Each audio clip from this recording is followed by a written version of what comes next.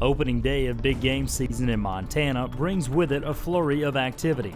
Wardens are busy year-round, but the big game season means long days, short nights, and no shortage of excitement. You step out for a minute? And if that's not enough, we take to the field with a decoy operation to catch poachers in the act. Later, we revisit an investigation that shows how persistence and hard work can help bring a poacher to justice. It all starts now on Wardens.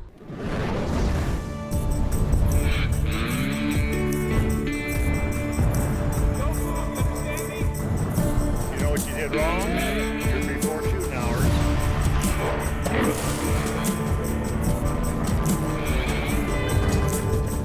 There we go. You want to go to jail, Jay?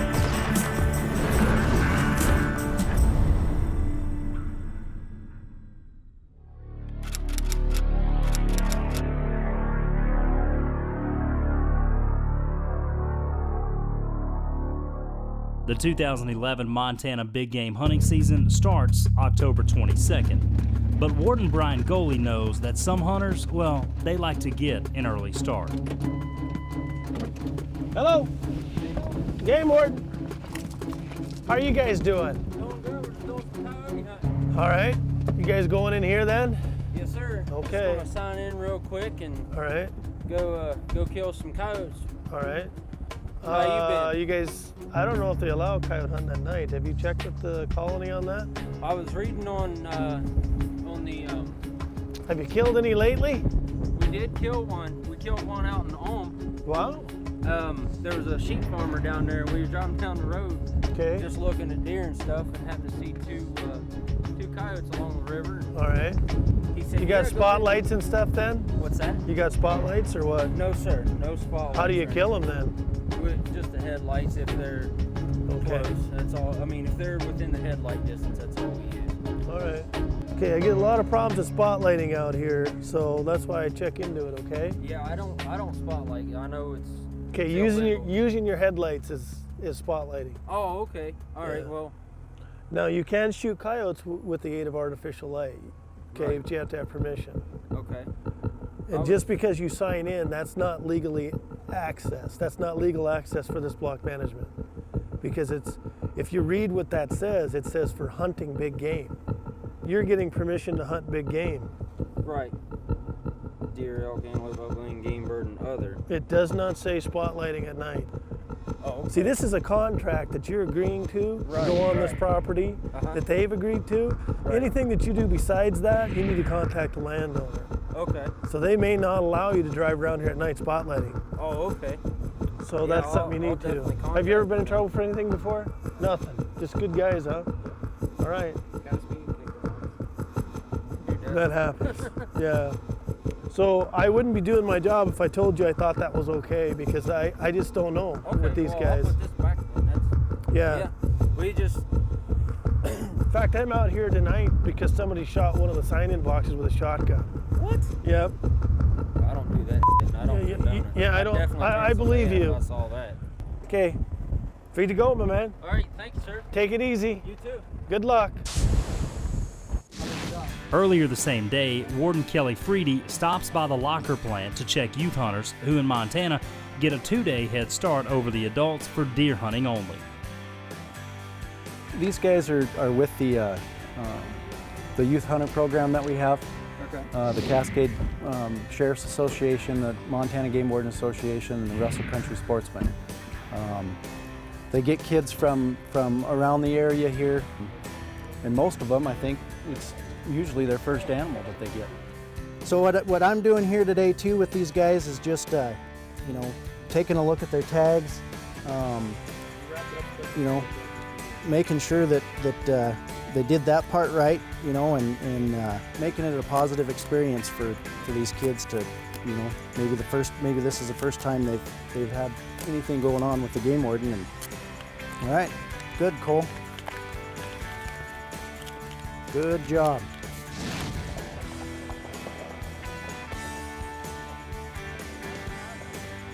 I'm one of the head intake guys here at the House of Meats, and everybody here, these 2 days of the kids coming in, We've been donating our time here in the intake room. We've got a youth deer hunt going on right now. So I'm just down here greeting the kids kind of as they come in and checking some licenses and talking to the kids about their hunt. It's great to be down here and see the looks on their faces when they jump out of the truck and they've got a big buck or, you know, their first doe or whatever it is. They're all just happy and some of them have that tired look to them too because they work pretty hard to do it. But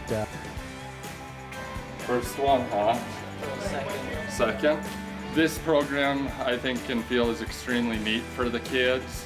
It gives them a chance to go out 2 days early before the lead starts flying and before the grown-ups get out there. There you go. What do you think of that? Awesome. Where's that gonna go? Where's the hat? It's gonna probably get mounted. It is. And then when they get partnered with a good, you know, sheriff or however they do it, they get to learn and be safe. They get to learn gun safety. They get to learn about ethical shots, making sure your target's clear and beyond and all that. I'm down here just greeting these kids, doing that stuff to kind of give a positive light, you know, to the game warden as far as maybe their first experience with a game warden. The young kids are the future sportsmen in Montana, so you need to take care of them and show them the way. Anticipation builds as tomorrow is opening day. Will everything go smoothly or will craziness ensue? And then I got these guys driving up the road. Dang, it's gonna be a busy day. Whew.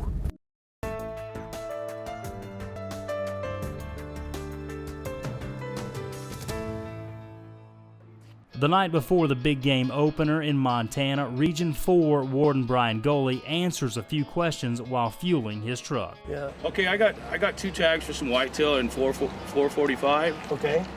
This is BLM land. What it's showing? That's state land. State land. Yeah. Is it huntable? Milligan Road. Let me have a look at this. Down the state there. Okay. Let's see here. Yeah, that is accessible as long as you can find it. Okay. It's not marked by fences. It's not. So how would you find that piece of state land and know that you're on it? Look for signs. There'll be no signs. Post markings. Not on that piece. Is any of this land huntable for my taggers? Yeah. It is because It is. almost a large portion of it is a block management. I have the big Region 4 map that shows. That's right, but you don't. Here, I'll show But I you. don't have the door-to-door. That's right. The homeowners land. That's right. landowners maps. That's what you have to have. Do you have any? No, I do. I have one set for me and my job, and I can't give them to you.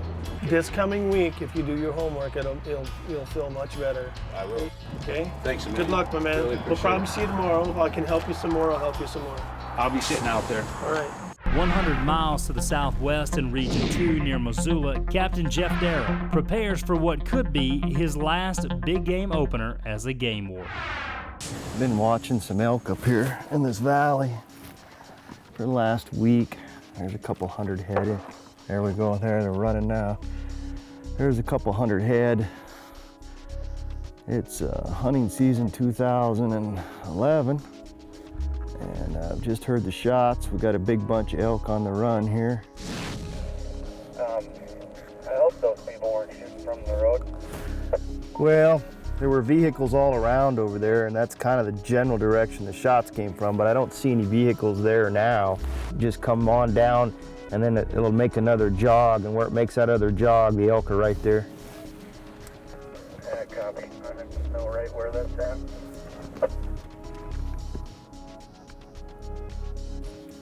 2821. Yeah, go ahead. Yeah, we got a bull that's dying. Nobody around it. We're gonna watch it for a bit, see what happens.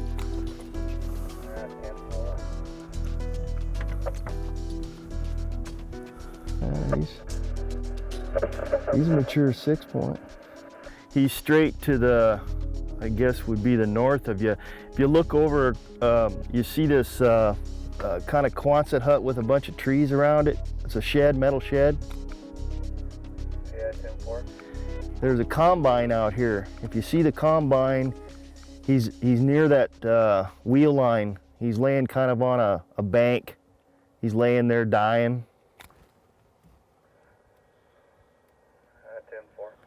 There's a combine and a cat out there. He's straight up from that cat. He's not all the way dead, but he's laying there with his head stretched out, and every once in a while he picks it up. I don't see any hunters around. Back to the northeast, Warden Brian Goalie's day starts with a tip Mont call. Got it. Do you have a phone number for the complainant? Oh, great. All right, well, I couldn't be farther away, so I'll see if I can get another warden, but I'll take care of it. Okay, bye.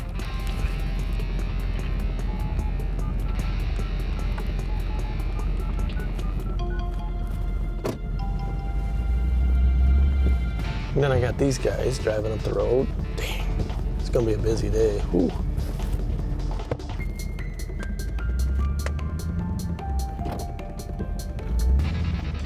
I really want to check these guys. Whoa! Look at that gun. See now, that's the kind of gun that kills a bear. How's it going? It's going. We just got here. Just got here. Yeah, I got I was thinking tomorrow morning might be a good day to hunt, and we got up here early and gonna go down and see who's wrecked my cabin this year. Well, somebody was down there recently, a black truck. Did you see anybody come out here? Because I got a call. Oh. That's no. why I came up here. Black? It was a dark color. Where'd that go? It was coming out. Where was that truck? Oh, it's way down by Taft's. Oh, I must have missed it. See you guys. Yeah. Take it easy. Good luck.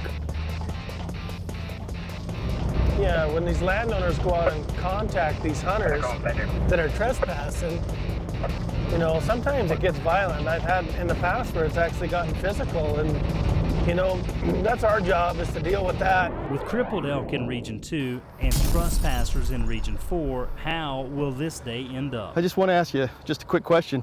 When I asked you if you got anything today, you said no. How come? You're watching Wardens only on Outdoor Channel. Trespassing is a serious offense in Montana that can lead to hefty fines and possible jail time. Wow, you are bloody. Yeah, that happened. I'm Brian Goalie. I'm the game warden up here. How's it going? I heard he called you, Brian. Yeah, he called me, the landowner, and said, he must have called you when you were there with him? Yeah, he did. Okay. So you know more about this than I do. Yep. Oh, well, Okay. I don't know. He might have told you a lot. Yeah, he just said that you were on his property with a bull elk, and I went up there, and by then you were gone. Oh, you went up? Yeah, I went all the way up. So I got your game cart in the back of my truck. Oh, and the elk is? The elk is up there because it was hot. They're going to lift it up with a tractor and skin it all out. Oh, I don't know. Okay, so, but the problem is the landowner wants to prosecute for trespassing. And I don't control that as a game warden. That's the only law. I have no jurisdiction to control. Okay, you understand that? Yeah, well. I mean, he files a complaint, there's nothing I can do.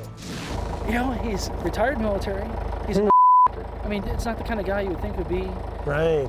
All right, but what I told him is I'm going to give him a trespass ticket. I don't want you to ruin his life or anything. No, I understand that, yeah. But I want a trespass ticket. Okay, Yeah. well, that's the only way you're going to stop this. Well, that's why I'm doing this. Have you ever been up there before? Yeah, like I say, I've owned that property for 15 years, and I park at the gate and I walk up that ridge. Right. And then I walk back down and take a big circle up. Right, I actually think I tracked you last year. Did you ever walk up there in the snow? Last year? No, not last. Was it the year before? Probably. Okay, I can't remember what year it is, but I did track somebody from a cabin.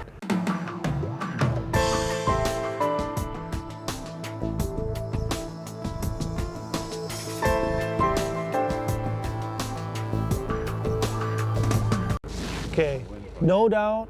I mean, it's a clear-cut case. He's on your place, no doubt. 100%. You're willing to testify? Absolutely. Okay. Yeah. Roy saw it too. No deal. Oh, yeah. No He problem. was way in Okay. my place. It wasn't like he was on the fence line. If he Okay. was on the fence line, I'd have probably let him go. Okay. I mean, but he shot it way into my property. Come on over and I'll have you jump in the side there.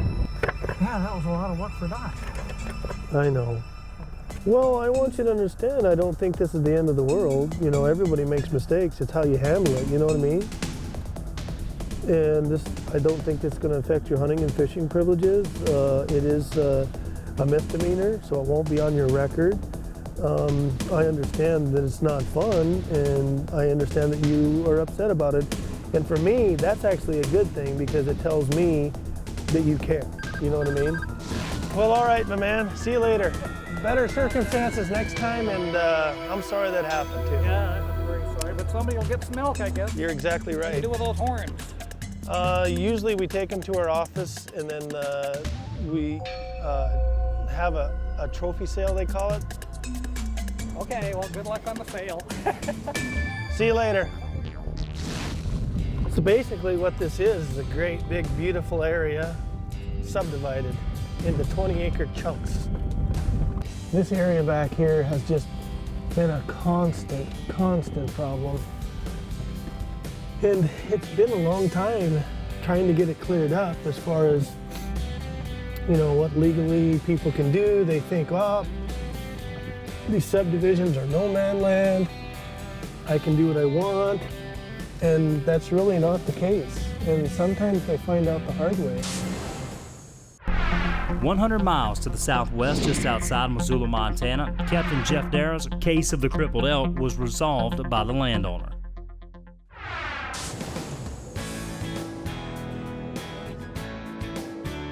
He has moved down the road and makes several stops checking hunters along the way.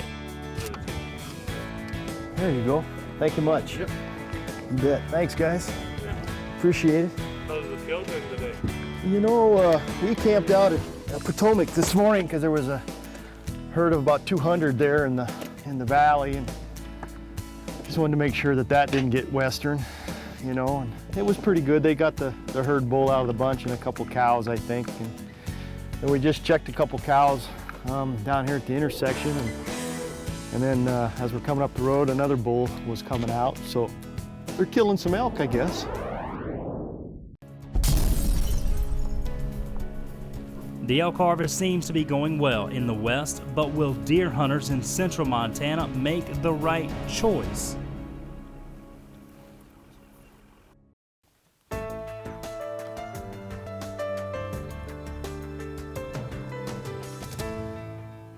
A veteran of the force working his 26th opening day, Captain Jeff Darrow knows how to smell trouble. We're running a check station here east of Missoula. Hunters are required to stop at check stations, which wardens operate for a variety of reasons. A check station might be set up to catch a specific suspected offender, or a larger check station might be set up to spot and check licenses or look for other possible violations. Jeff checked several vehicles with nothing out of the ordinary. Howdy, guys. Good. How was hunting today? Any luck? No. Nothing, huh? You see anything? I saw a couple mule deer. That was it? Oh, that was it? Huh. You have your hunting licenses with you? What'd you get today? Yeah. And I'd ask if they had been successful, and they said no.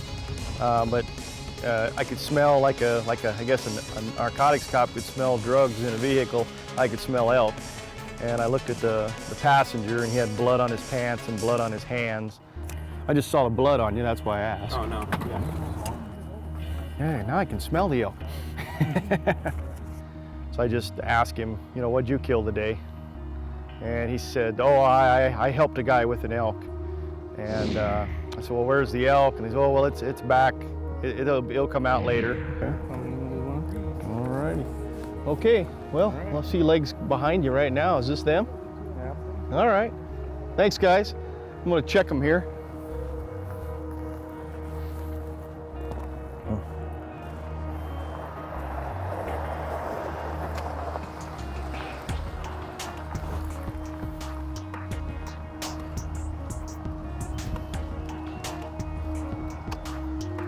Howdy. How you doing? Good, how are you today? My golly, you got elk all over the place. What do we got, 2 cows? 2 cows. Okay, all right. You guys are the 2 lucky guys? No, that guy there and one in that truck. Which one, the passenger or the driver? Passenger. Oh, okay, all right. Okay, hang on, I'll be right back. when I asked the driver of that vehicle who harvested the elk, he said, well, one of the guys in my truck and then one of the guys in the truck that I just checked where they said they didn't kill any elk.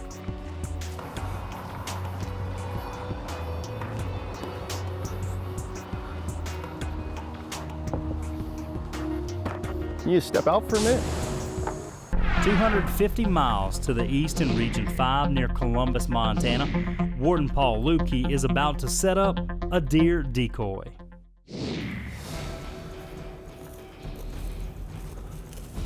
Oh, that's a shooter. Some things you got to think about when you're running a decoy is hiding the vehicle is obviously very important, because if they see the vehicle, they're not going to shoot at the simulated wildlife decoy. Works. Perfect. All right. I think the way it's set up is pretty dang good right there. A day earlier, Warden Lukey scouted the location for his vehicle and for our cameras to be able to catch the action. Have you with the radio up there. We won't see the vehicles coming. I mean, they'll be right on us before we can see them coming, but you'll see them coming from a long ways, I think, from up there. So the idea is you want to be able to see the decoy from where you're hiding, but not have them be able to see the truck. And we're going to put it over there on the other side of the road, hide the truck back here, and the idea is to catch these road hunters, which are pretty serious resource abusers. With the decoy in place, it's not long and the first vehicle appears.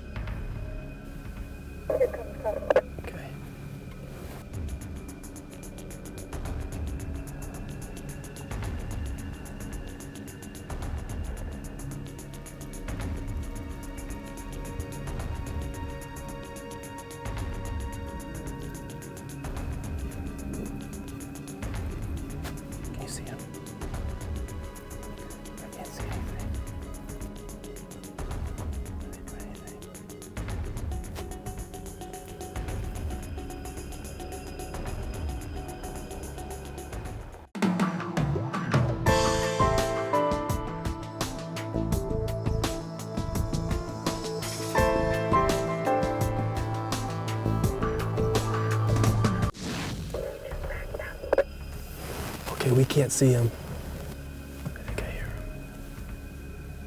Oh, they're coming back. Because this is public land, a hunter who exits the road could legally shoot at this decoy.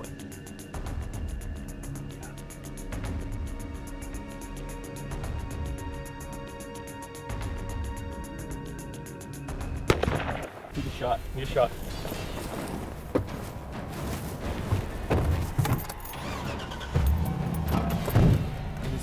Did you say you think he's okay?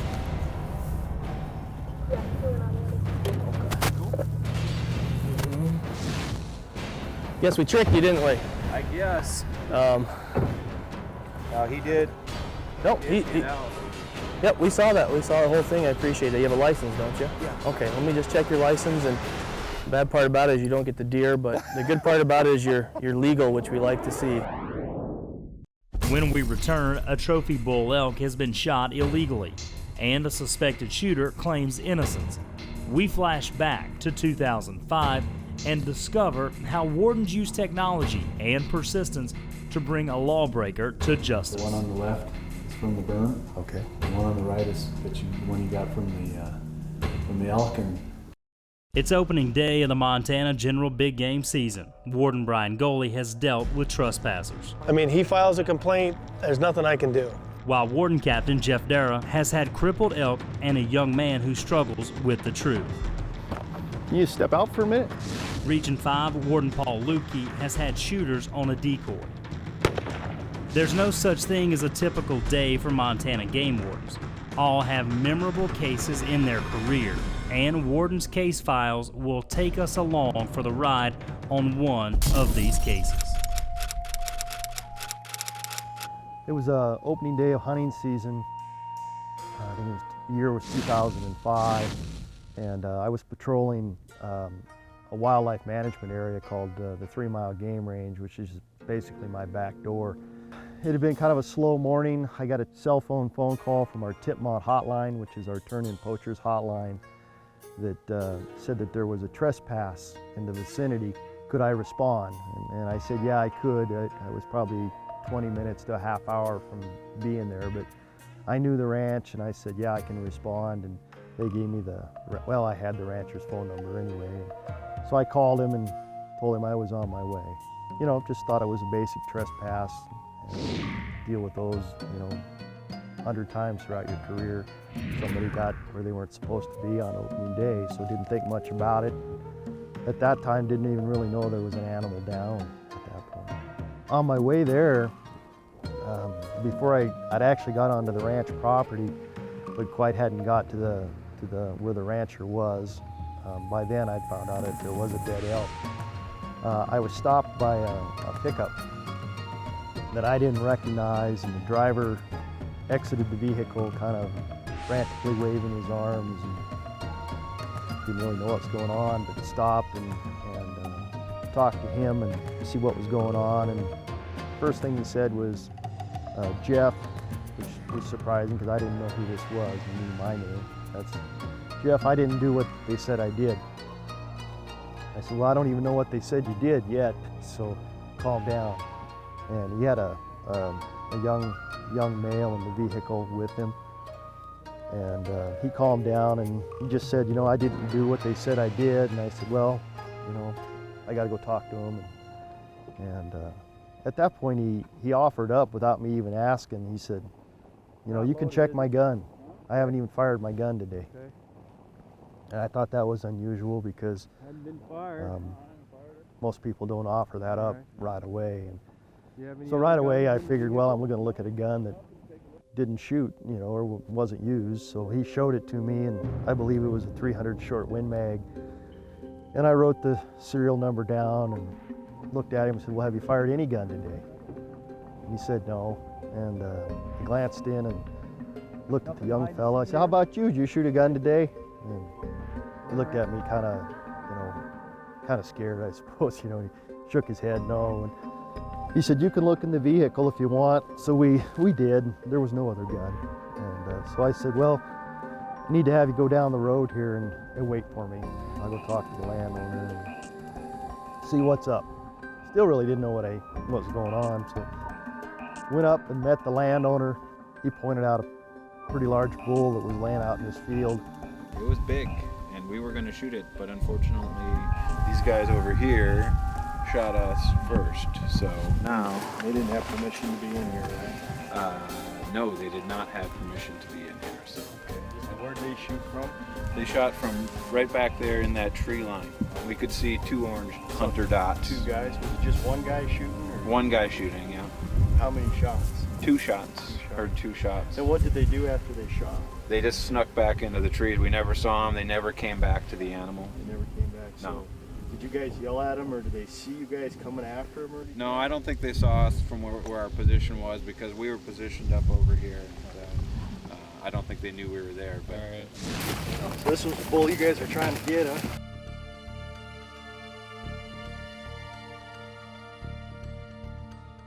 Tell that there was a good chance there was a bullet in the elk because it wasn't a through and through shot. So gutted out the elk, got out a metal detector and went through tore the paunch apart. Couldn't find a hit on it on the metal detector, but I was getting a hit on it in the shoulder. So loaded up the elk and then went over to that tree where they saw the orange and looked around. There were two brass laying under that tree, real bright, shiny brass. They hadn't been there, you know, brass kind of dulls after a season. That was shiny brass and it was opening day, so it was a good chance that was, you know, those were the bullets. So collected those. At that time, told him I'd go down and talk to the guy, see what I could get.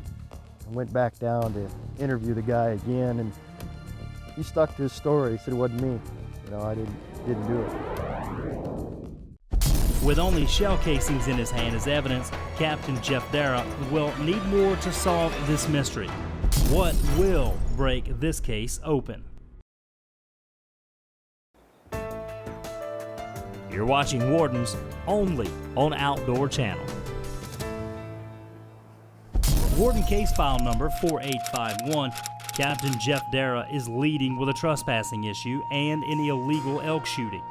All he has so far is a couple of shell casings from a shooting range, a dead bull elk, a possible witness, and an alleged shooter who stopped Jeff on the road. Got his phone number, let him go, and just said, you know, if I need to talk to you, I'll be in touch. And so he left. Anyway, I took the elk back to the office that day, took it to the, what we call the meat room, or it's kind of our lab, I guess, and ran the metal detector over the elk, and I was able to get a pristine bullet out of the elk, and put the micrometers on it. To best of my ability, it looked like it was about a 243. It was a Grand Slam bullet.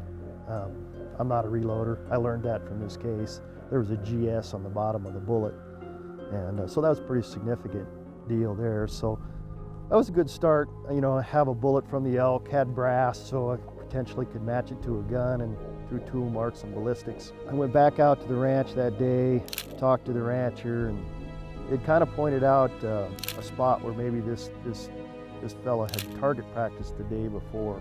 So I went out there, and the targets were still up on an old wooden fence post, and I had a laser pen in my truck. I'm not a high-tech guy, but I just happened to have one in my truck that day. There was a bank behind the target, probably 75, 80 yards behind the target, good backstop. Just kind of took my little laser pen and put it through the hole on the target. Got a rough idea on the bank where that bullet would have hit, and just kind of visually marked it with my eye and walked up there with the metal detector and started looking around, and I couldn't find anything that night. And so I went back again the next day with the metal detector, and geez, I wasn't there 5 minutes, and I got a hit and dug it up, and it was a Grand Slam bullet. I was like, oh, that's pretty cool. And looked around some more, and I found 3 bullets, I think, that day out of the hill. Those were all Grand Slam bullets. So now I got a bullet that I'm thinking might have a chance to match the bullet that was in the elk, and starting now to be able to pin it on them a little bit more because they were there shooting the day before. So I had that, but I wanted to make sure, so I ran that bullet to the lab. The lab guys did me a favor at the state crime lab. They looked at them real quick.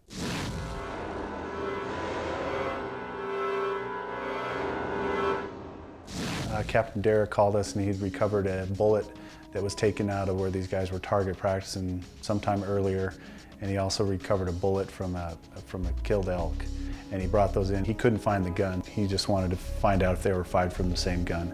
So he would have brought those in to us to look at, to examine and look at the microscopic imperfection to determine if they were fired from the same gun. All right, so if you look up here, the one on the left is from the berm. Okay. The one on the right is the one you got from the elk, and right down here is a hairline.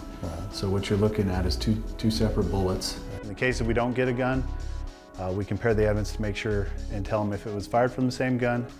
A lot of times we get one bullet cases, so we generally give them a list of possible guns that could have fired it. And all these marks that you see on there are the striations from the inside of the barrel. Oh. So with that information, I can tell you that those were fired from the same gun. You're positive they came from the same gun? Yes. That's awesome. It comes down to the way that the gun is manufactured, the barrel is manufactured.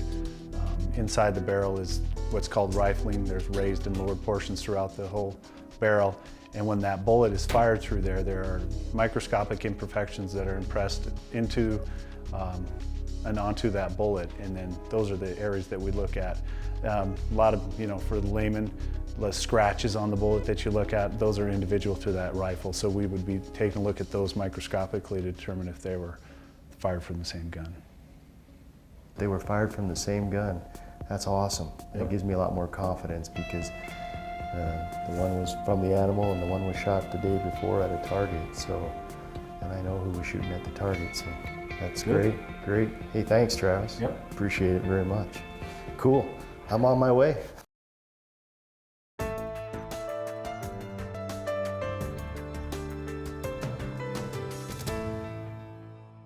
"50 miles east of Missoula, Montana, Warden Jeff Darrow has set up a check station on opening day. A pair of hunters had stopped claiming they had not killed elk, but did help another hunter pack one out. The second vehicle arrives and the story evolves. When I asked the driver of that vehicle who harvested the elk, he said, well, one of the guys in my truck and then one of the guys in the truck that I just checked where they said they didn't kill any elk. I just want to ask you just a quick question. When I asked you if you got anything today, you said no. How come? You don't have a cow permit? No, I do. How come you said no? Because accidentally we were quartering it out and cut the head off. So. Oh, is that what you did? Oh, okay. All right. Just be straight up with me, dude. All right? Yeah. Okay. You could tell he was pretty nervous. He was, kind of shaking his head, and he said, well, I screwed up. So what you got is an elk in there with no evidence of sex on it or something? Well, we have the head. We quartered it, but no, we didn't. Because then afterwards we read the regs, and we were freaking out because we didn't keep the sack on there. Oh, okay. Okay. On one of the cows. Just be honest with me, dude. All right. I'll treat you fair. All right. Okay, let's go look at it real quick. So he was just nervous, didn't know what to say, made the wrong decision by telling me something that wasn't true, and we just had a little discrepancy. When they came through, I asked them if they harvested anything today, and they said no. And I knew we had because we could smell the elk and see the blood, but his tag's on. Yeah, he just said that he's maybe screwed up and didn't leave the evidence of sex attached or something, and that was why he was. So is it the one that's cut in half? Is that yours? Yeah. Oh, okay. Where's the tag? The tag's right there. All righty. And you just cut the head off, and that's all the problem was that? We still have the tag. Okay. All right. Not the end of the world. All right. So here's the front half, and then the hind half is right here. Okay. Yeah, I just want to look at it real quick. Thank you, sir. Appreciate it. And you got the head right there. Okay. All righty. All righty. I'll tell you what I'm going to do. I'm not going to write you a ticket. I'm not going to take your elk, but I am going to write you a warning ticket. Okay? Just kind of. Or not telling me right up front, okay? All right, and that way you'll just have a warning ticket.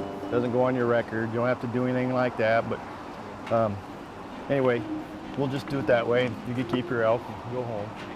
Next time when I ask you, just tell me. All right, good enough. It does sound like that's what it was. He got excited and removed all the evidence of sex, and so what I did was I gave him a warning citation for that, and kind of lectured him on telling me the truth the next time he comes to the check station, and you could tell he felt bad. He didn't seem like he was the kind of kid that did that all the time. He felt pretty bad about it, so hopefully he learned a lesson, and next time he talks to a game warden, he tells the truth. Okay, well, you bet. We'll see you guys. You bet. Appreciate it. You betcha. Appreciate it a lot. Have a good trip. Thank you. When we return, it's back to solving Captain Darrow's case file. It's been a blast from the past. Captain Jeff Darrow spent some time at the Montana State Crime Lab with ballistics expert Travis Spender as they attempt to match bullets from an illegally killed elk to bullets recovered from a target area presumed used by the shooter in question. This one brings back memories. This is a rifle we seized on a case I think about 9-10 years ago. This is I see they have the newspaper article there right with it. It was a very large case. You see poaching charges filed and a quote from the county attorney. These people are not trophy hunters, they're not sportsmen, they're just killers. So on a daily basis, any firearm that may come into the laboratory, we're going to take that firearm, test fire it, check the safeties, make sure that it's working correctly, and test fire that firearm. All right, here we go.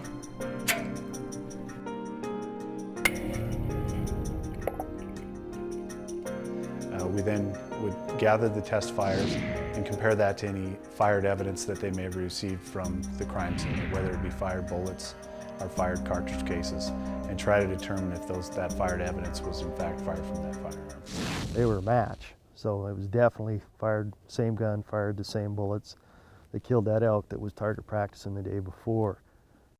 At that point, I kind of started realizing that a gun got ditched on me, and got hidden before that guy stopped me the day before. So went up there where the vehicle was known to have been parked, It was in a draw, kind of a gully, you know, maybe at the most 200 yards from side to side, ponderosa pine, and some brush.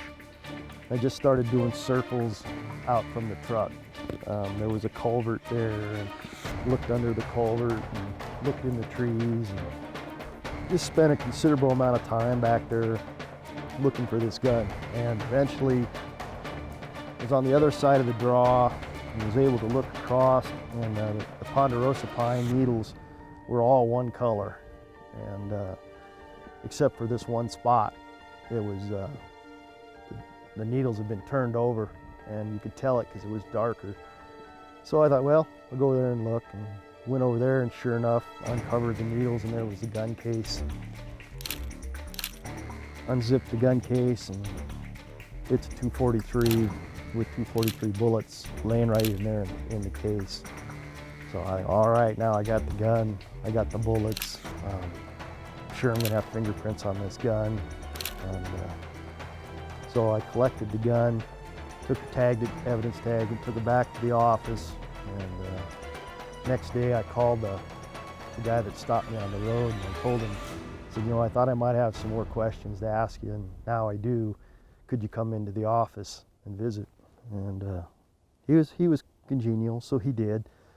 Came into the office and very polite, and had him have a seat in my office. Well, the reason I brought you in here today was give you one more chance to tell me, you know, what happened out there. And, you know, at the time your son was with you, and maybe you were a little nervous, didn't want to tell me, but today's the day for you to come clean on shooting that elk. Yeah, I can't tell you, I didn't shoot that elk. So you're telling me you didn't shoot the elk? I didn't shoot that elk. You know, interviewing is one of the things game wardens that pride themselves in doing or being able to do, because it's if you can't interview people, you're not going to be on top of your game. So I was ready for this guy and ready for what he might say, and of course he stuck to his guns that he didn't do it, he didn't do it, he didn't do it. And I said, well, I'm going to give you a chance to be honest, and you know, this is your last chance to be honest. And he said, I'm telling you the truth, I didn't do it. I'm going to show you something that's probably going to change your mind on that, okay? I've been up there working on this case, and I've got it made, but I'm going to show you something here. I'd put the gun in the case behind my desk. Maybe this is a little sadistic or whatever, but the gun was in the case behind my chair, and I hung my coat over it.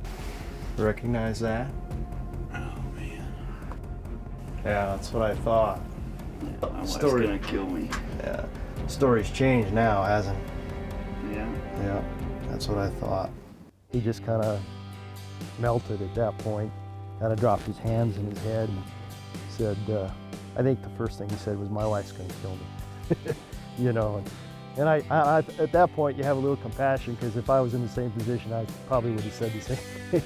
Wife might be a little mad. Yeah. Yeah. Yeah. Yeah. But, you know, you killed a bull during archery season already, and this makes this one an over limit. So I'll just have to write the ticket, and you'll have to go see the judge. It's up to the judge. All right?